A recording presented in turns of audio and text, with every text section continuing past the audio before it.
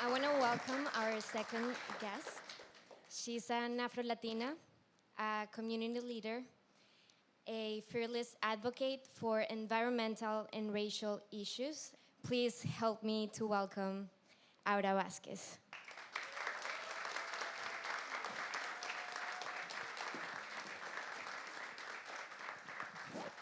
Aura, welcome. Hello, hi. We're so happy to have you here. Thank you. You're running to be the very first Afro-Latina in the LA Council, District 10.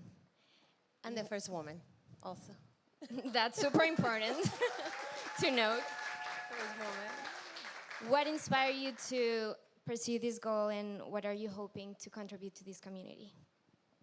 So I have been a community activist for the majority of my life.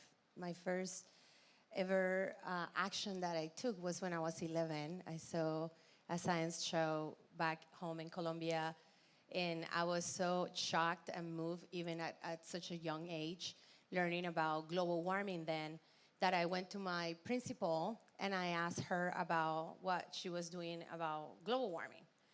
And she asked me one of the turning point questions, I think, that have really changed my life, and I continue digging deeper with this question, which was, what are you going to do about it? And when she confronted me with this question, I then went to found the first environmental club in my school. So much of my upbringing was about figuring out solutions, working with other people. You know, as a foreigner in this country, there is so much appreciation for community and coming together. And really working to make our community better has been the best family I have ever found. And here in LA, I think one of the things that really inspire me is to hear the everyday stories of people that are struggling, that work hard, that are unheard, that have dreams. And in a lot of ways, for whether it's a systemic issue or a personal barriers that we put on ourselves, they don't, you know, they can get ahead. So in 2016, when President Trump got elected president, and seeing the threat of a racist person that was going to lead our country, someone that spoke about women in a derogatory way, someone that believes that climate change is a hoax created by the Chinese, and if someone that clearly has been helped by a whole other country to win his election, I thought, well, this is my call to action right now. And that's when I decided I need to run for office, and eventually it's going to unfold. And you know, here I am in April. At the end of April, I declared that I was going to run for City Council District 10. It is like the perfect moment to be doing what you're doing. It is, and it's extremely hard. Because one of the things is that at the national level, we see more division. Mm-hmm. And it's really trickling down to the local level, too. You know, we see, for example, in LA, the latest homeless count, our unsheltered community grew by 12% here in Los Angeles. We have about 65,000 homeless people living on the streets. And a lot of us have maybe a lot of compassion. A lot of us are scared of them. Some of us think that, why are they here? You know, just don't know what to do. Exactly. There is a lot of judgment around why people end up on the street, and they're lazy, or you know, or they do drugs, or you know, I mean, there's so many misconceptions about unsheltered people. Yeah. And I think that one of the things that I'm constantly reminding people is that you don't choose to be homeless. You don't happen to wake up one day and say, I'm going to leave everything and I'm just going to sleep on the street. That there are so many things that happen in order for you to end up on the streets. And one of them is like our cost of living is really, really high. And as things keep going up, our salaries, in a way, kind of keep going down. Well, I think that there are a lot of different forces.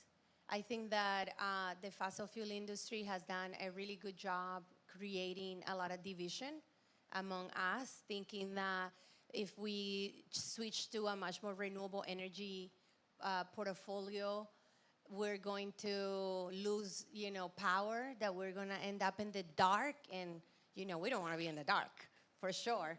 And also, the jobs, people thinking that they're going to lose their jobs, and what's going to happen. Renewable energy as a solution to climate change and reducing greenhouse gas emissions, especially in the United States, is relatively a new concept.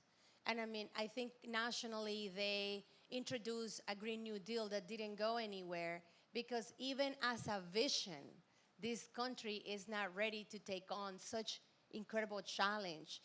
And at the local level, we have the opportunity to do that in an easier, more manageable way.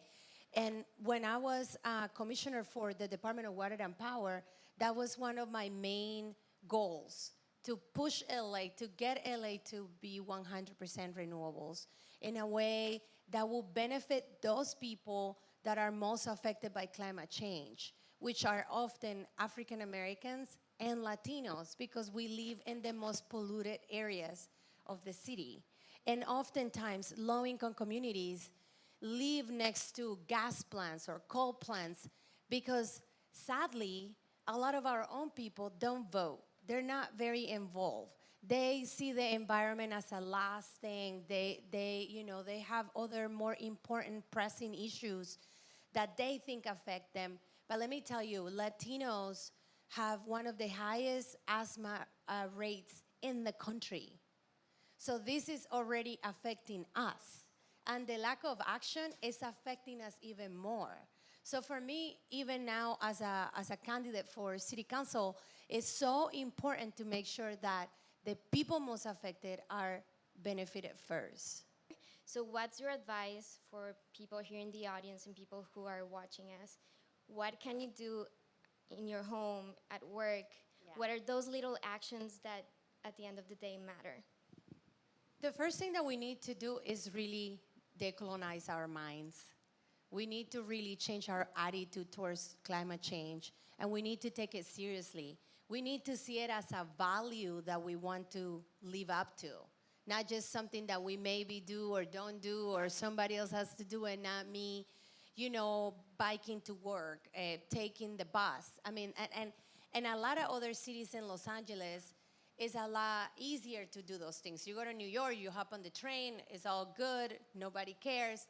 In LA, to get people to use the bus is such a stigma. And I think that we need to start doing that right now.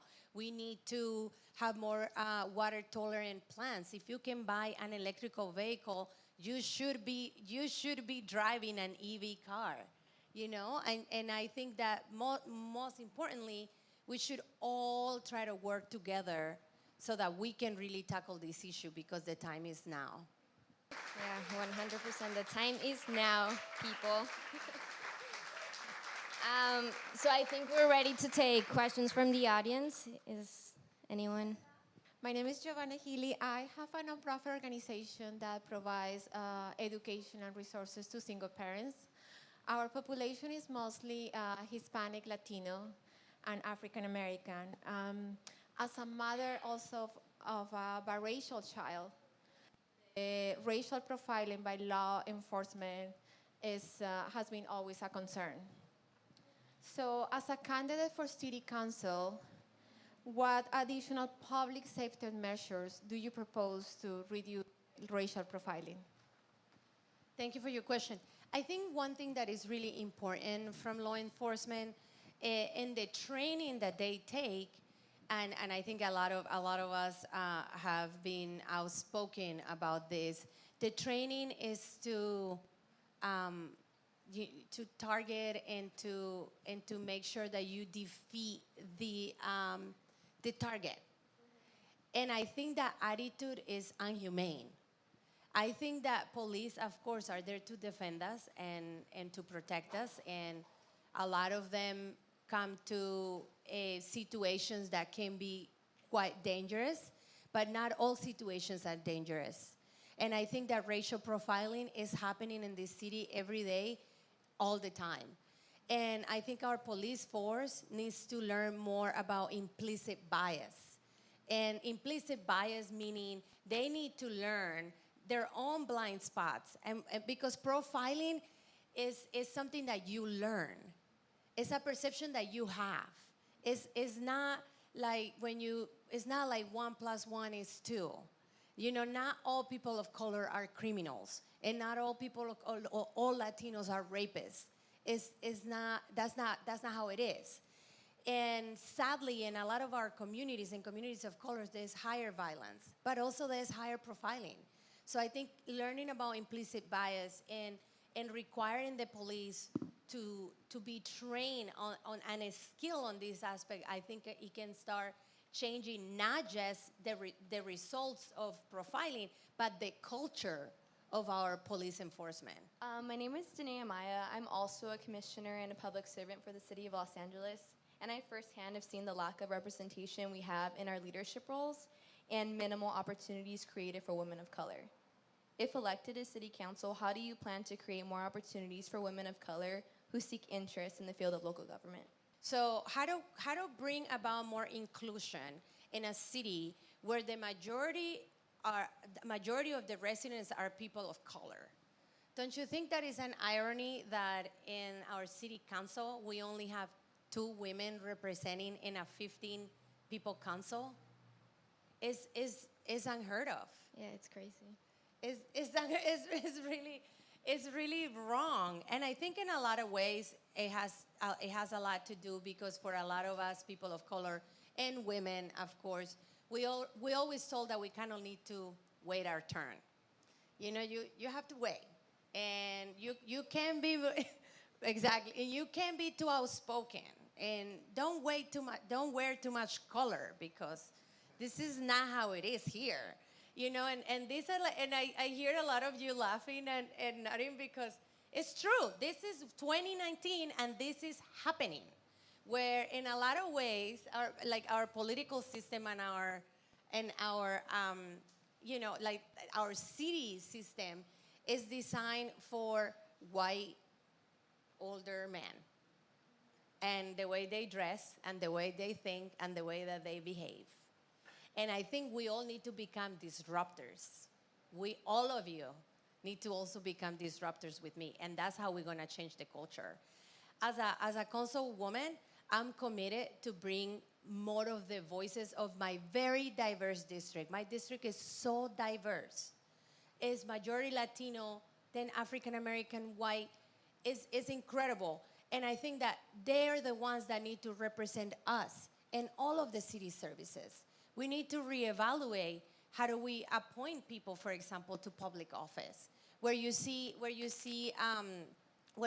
maybe have women and also people of color. So I'm definitely committed to that. In my campaign, I can tell you, we're very diverse. And we really try to embrace the people in my district because for me, it's so important that people that are young and people of color and that they want to learn how to run a campaign that is different and that is exciting, that they also learn how to do that. So that in the future, they can help other people of color do the same. Yeah, it takes a lot of courage and a lot of passion. So thank you so much for all you do, and we can wait to see your bright future. Thank you. Thank you so much. Thank you.